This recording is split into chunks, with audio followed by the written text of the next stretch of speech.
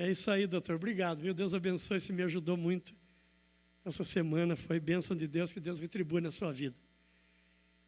Ezequiel 47. Ezequiel 47. Irmãos, nós vamos estar iniciando hoje uma campanha das águas que saram. Nós vamos pregar essa palavra e depois que nós servimos a ceia, enquanto a gente vai estar orando, aquele momento de oração, os elementos da ceia serão tirados e no lugar virá bacias com jarros com água. E nós, pastores, vamos orar, nós vamos consagrar essa água. Aconteceu hoje de manhã, mas foi espetacular. Tinha muita gente hoje de manhã, acho que tinha bem mais do que está tendo à noite. E demorou, mas foi bonito de ver as pessoas pegando a água, colocando no rosto.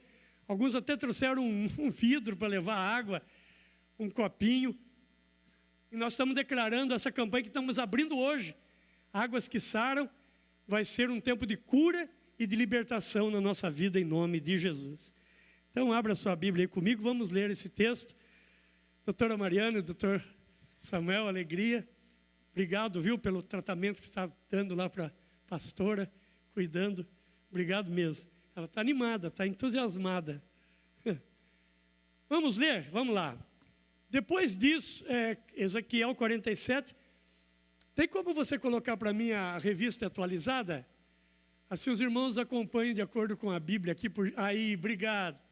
Depois disso, o homem me fez voltar à entrada do templo e eis que saíam águas de debaixo do limiar do templo para o oriente, porque a face da casa dava para o oriente e as águas vinham de debaixo do lado direito da casa, do sul do altar. Ele me levou pela porta do norte e me fez dar uma volta por fora até a porta exterior, que olha para o oriente, e eis que corriam as águas ao lado direito. Saiu aquele homem para o oriente, tendo na mão um cordel de medir. Mediu 1000 côvados e me fez passar pelas águas que me davam pelos tornozelos. Mediu mais 1000 e me fez passar pelas águas que me davam pelos joelhos. Mediu mais 1000, me fez passar pelas águas que me davam pelos lombos. Mediu outros 1000 e era já um rio que não podia atravessar, porque as águas tinham crescido, as águas que se deviam passar a nado, rio pelo qual não se podia passar. E me disse: viste isto, filho do homem? Então me levou e me tornou a trazer à margem do rio. Tendo eu voltado, eis que à margem do rio havia grande abundância de árvores de um e de outro lado. Então me disse: estas águas saem para a região oriental, descem para a campina, entram no Mar Morto, cujas águas ficarão saudáveis. Nós já fomos no Mar Morto, não tem vida lá. Nós entramos lá, você pode nadar. Você deita nela e não afunda, porque não tem vida no Mar Morto. Mas o texto diz: e essas águas entrarão no Mar Morto e cujas águas ficarão saudáveis. Verso 9. Toda criatura vivente que vive em enxames viverá. Por onde quer que passe este rio, haverá muitíssimo peixe. E onde chegarem estas águas, tornarão saudáveis as águas do mar. E tudo viverá por onde quer que passe este rio. Levante a sua mão e diga: Deus, nesta noite estou iniciando a campanha Águas que Saram. E eu sei que haverá curas e libertação. Amém, amém. Meus amados, qualquer um de nós pode ficar até um mês sem comer. Eu acho que é isso, né, doutor? Eu pelo menos dei uma pesquisada e é o que dizem. Se você se esforçar, você consegue ficar um mês sem comer. Mas sem beber, você não fica mais do que 3 a 5 dias. Então, a gente sabe do que é água, do quanto essencial é a água, a importância da água na nossa vida. E eu acho que existem muitos prazeres na vida, né, irmãos? Mas um dos prazeres da vida é beber água. E a gente só valoriza quando não tem água, né?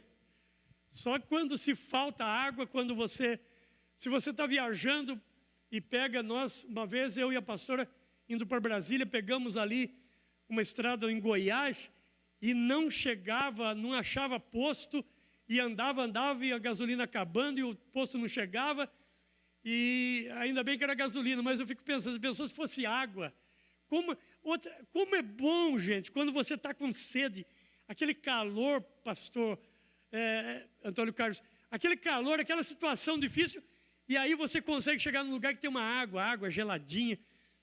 Aquilo é poderoso para nós, né? É abençoador.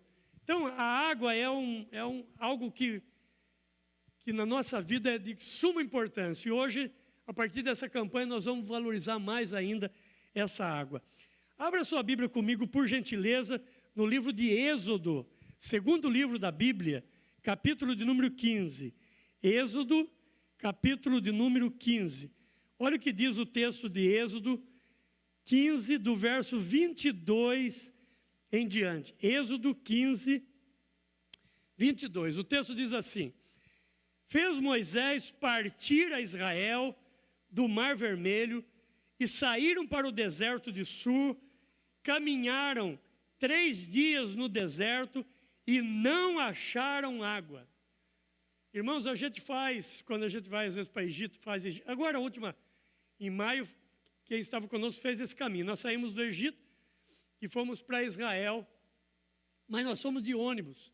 E mesmo estando no ônibus, a gente está sempre indo lá, perto do motorista, onde tem água, pegando água para tomar. Agora imagine fazer o deserto e não achar água. E esse texto diz que eles caminharam. Irmãos, olha o texto que diz aqui: cerca de 3 dias no deserto e não acharam água. Afinal, chegaram a Mara. Todavia, não puderam beber as águas de Mara, porque eram amargas. Por isso se chamou Mara. Olha que decepção, que desapontamento, Denilson. Olha irmão, diga comigo assim: na minha vida haverá decepções, desapontamentos. Na nossa vida é assim, irmão. Nossa vida não é mar de rosa. Nossa vida, de vez em quando, você começa a semana arrebentando, dando tudo certo. Lá por quarta-feira você tem uma notícia que não gostaria. A família do pastor Christian. A pastora está chorando desde ontem. A gente conversa com ela, só chora. O filho dela trabalhando, sai com a moto, sofre esse acidente e mexe acho que 7ª coluna, 7ª vértebra. Sai fora do lugar, não mexe as pernas, ela está desesperada, achando que o menino irá para a cadeira de roda. Em nome de Jesus, não vai. Nós estamos em oração desde a manhã, nós estamos em oração desde ontem, na verdade. Então, decepções. Nós não sabemos amanhã, irmão. A vida é assim. E eles chegam a Mara, e o texto diz que o povo, olha o verso 24, e o povo murmurou contra Moisés. Aí, esse é o momento em que nós conhecemos quem ama a Deus. Porque amar a Deus com saúde, dinheiro no banco, família, tudo em ordem, tudo correndo bem, é fácil. Comendo pizza, picanha, viajando, indo no shopping. Mas a hora que faltou água, o povo murmurou. Na hora da amargura, você sabe quem glorifica e quem murmura. Quem glorifica e quem fala contra Deus. E é isso que o texto está dizendo aqui: murmurar contra Moisés, dizendo que havemos de beber. E aí o líder Moisés, imagina aquela multidão, 600 mil homens saíram do Egito, a pé, andando de pé no chão, e isso representa 2 milhões, alguns escritores acreditam de 3 milhões, porque falam dos homens, então tinham mulheres e crianças. 3 milhões de pessoas, 2 milhões de pessoas sem água.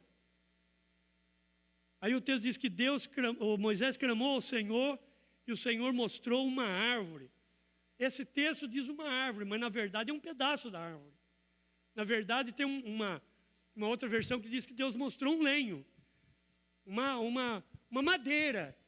E ele lançou essa madeira, e lançou Moisés a madeira nas águas, e as águas se tornaram doce. Essa madeira, irmão, ela representa a cruz.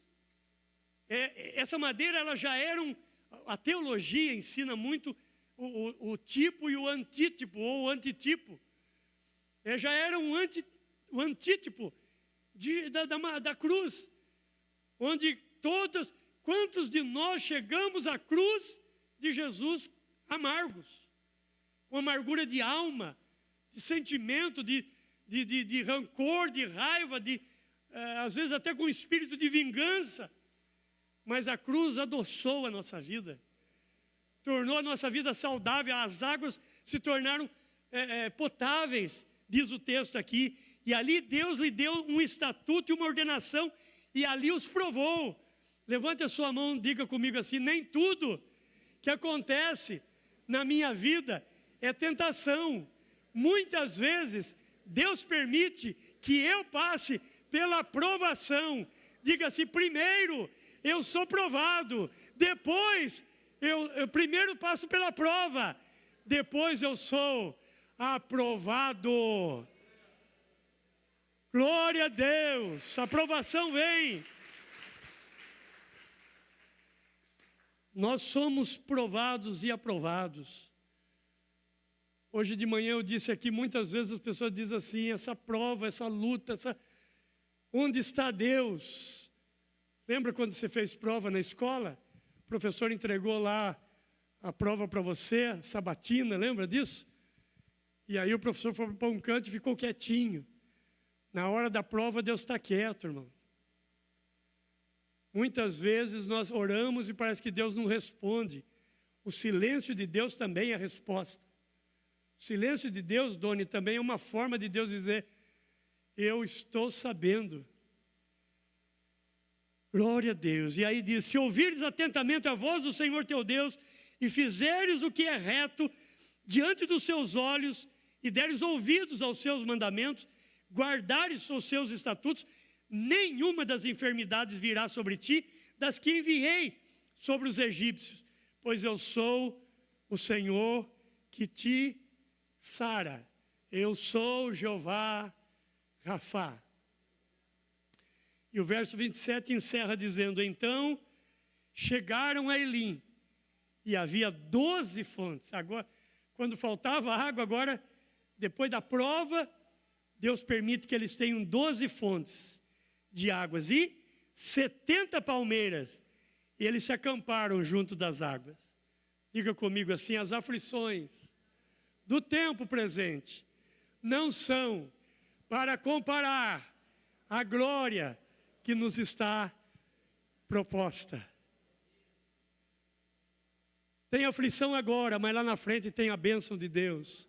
Deus permite as aflições, Deus permite os desapontamentos. Irmãos, o desapontamento, a decepção faz parte da vida. Não se iluda. Não venha para o Evangelho achando que vai virar tudo bem, que nada mais vai acontecer. Não, irmãos. Eclesiastes diz assim: tudo acontece a todos igualmente, para o justo e para o injusto, para o que serve e para o que não serve. A diferença é como nós reagimos a isso. Essa é a diferença. Eu vou em alguns velórios e vejo a diferença de outros velórios.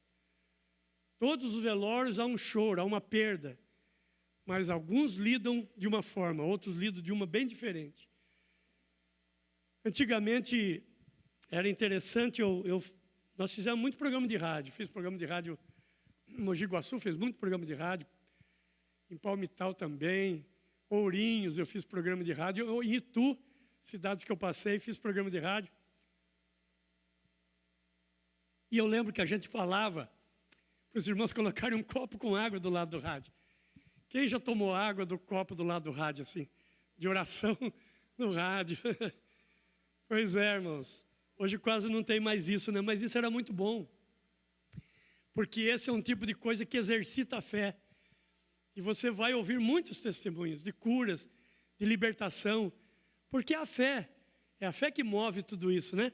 Jesus curou pessoas de várias formas. Só orando, tocando e até cuspindo na terra e fazendo lodo. Então a fé de cada um é de cada um. E nós vemos a importância do uso da água, inclusive pela oração no rádio, né? E Deus trabalhando, agindo, Deus mudando histórias, sentenças através do programa de rádio. A Bíblia diz que Naamã mergulhou 7 vezes no Rio Jordão. Mas Naamã não queria mergulhar. Você conhece essa história? Já preguei aqui, outros pastores pregaram. Porque quando ele chega lá, primeiro que o profeta nem o recebe, e o profeta envia um ajudante, um auxiliar, um obreiro, o Geazi ou Geazi, como preferia a pronúncia, para atender Naamã. E Naamã já fica bravo, porque o profeta não veio, ele esperava que o profeta viesse, fizesse uma oração longa, tocasse no corpo dele para ele ser curado da lepra. Ele só recebeu uma orientação, vai e mergulha 7 vezes no Rio Jordão. E aí ele ficou mais bravo ainda, ele disse lá na minha terra, lá na Síria, você pensa lá na Síria, nós que fomos em Israel algumas vezes, nós estávamos andando lá, né, Jairo? Lembra que o guia falou assim, ó, do lado daquela montanha já é a Síria. Você sobe a montanha, do outro lado você já está na Síria. Então, na Síria, nós temos rios muito bons lá, Abana, se não me engano, acho que tem Abana, Farpar, o nome dos rios, e ele vai fazer eu mergulhar nesse rio barrento. Hoje não é barrento mais, a gente faz batismo lá, batizamos uma irmã aqui da igreja, né, agora maio, junho, acho que ela está ali, até, lá, batizada no Rio Jordão. Privilégio, né, Kathleen? Batizamos a Kathleen lá no Rio Jordão. Limpinho, né, Kathleen? Limpinha a água lá. Mas na época ele dizia que era barrento. Mas ele foi, desceu as águas lá 7 vezes, e a Bíblia diz que a pele dele ficou como pele de uma criança. Levante a mão e diga assim, tudo é questão de obedecer. Aleluia, aleluia. Leia comigo, por gentileza, Evangelho de João, capítulo 4. Nós vamos ler juntos os versos 13 e 14. Evangelho de João 4, 13 e 14. O texto diz assim, afirmou-lhe Jesus, quem beber desta água tornará a ter sede. Aquele, porém, que beber da água que eu lhe der, nunca mais terá sede. Pelo contrário, a água que eu lhe der será nele uma fonte a jorrar para a vida eterna. Queridos, essa palavra aqui é uma das mais lindas que tem, porque às vezes a gente não para pensar nesse verso, como Jesus falou. Jesus está dizendo que quando nós temos a Jesus e bebemos a água representada por Ele, irmãos, eu estava indo com a pastora agora e os meus cunhados para Cananéia, e ali naquelas curvas ali, né, que a gente vai aqui por São Miguel, aquele Botelho ali, né, Carlos Botelho e tal, e depois a gente pega lá na frente, pega umas biquinhas, e as pessoas param lá, porque a água é geladinha, fria, fresquinha da biquinha, e isso é muito bom. A água como é que eu falei hoje de manhã? A água daquele jarro, eu falei o nome lá que ninguém conhecia aqui. Moringa! Quem ouviu? Acho que estava aqui, né? Quem tomou água de moringa aí?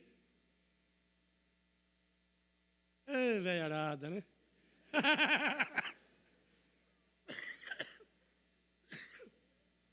Aí a pastora falou assim, fala direito, não é água de moringa, é água de filtro de barro. Quem tomou água de filtro de barro? Você tomou água de moringa. Para você é filtro de barro, mas para nós era moringa. Pois é, gelada também, friazinha, né? Água de poço, quase não tem mais poço hoje, né? Não se fala mais em poço. Por que eu estou usando esses itens como ilustração? Porque é muito bom a água de bica, água de talha de barro, água de poço. Mas Jesus disse que nós não seremos uma bica. Diga assim: eu não sou uma bica. Eu não sou um jarro. Eu não sou uma água de poço. Diga assim: eu sou uma fonte.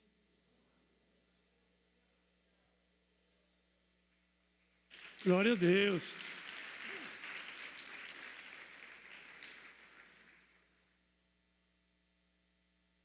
Quando pessoas chegarem perto de nós, serão desacidentadas.